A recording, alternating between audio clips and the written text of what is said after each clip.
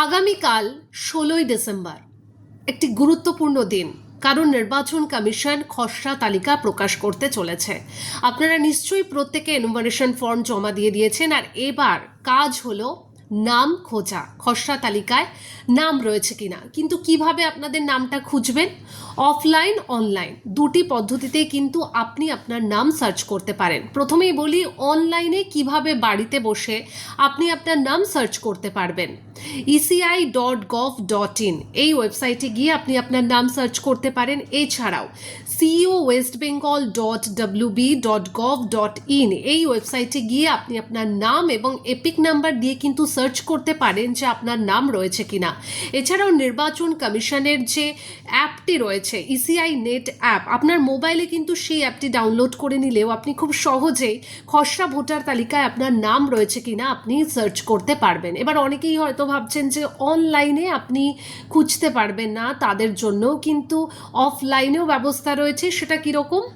আপনি যে booth level officer, অর্থাৎ আপনার এলাকার যে বিওলো, যার কাছে আপনার এনুমারেশন ফর্ম জমা দিয়েছেন, তার কাছে কিন্তু এই খসড়া ভোটার তালিকার একটা লিস্ট থাকবে। আপনি তার কাছে গিয়ে জিজ্ঞাসা করতে পারেন, তিনি কিন্তু সেই লিস্ট দেখে বলে দেবেন যে আপনার নাম রয়েছে কিনা।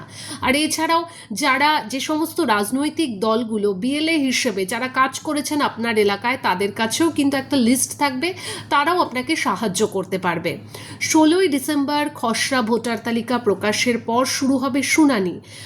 খসড়া ভোটার তালিকায় আপনার নাম রয়েছে, কিন্তু তা সত্ত্বেও কিন্তু আপনাকে ডাকা হতে পারে। কেন? যদি নির্বাচন কমিশনের মনে হয় যে কোনো রকম তথ্য নিয়ে কোনো রকম সন্দেহ রয়েছে, কোনো রকম গরমিল রয়েছে, তাহলে কিন্তু আপনাকে ডাকা হতে পারে শুনানিতে।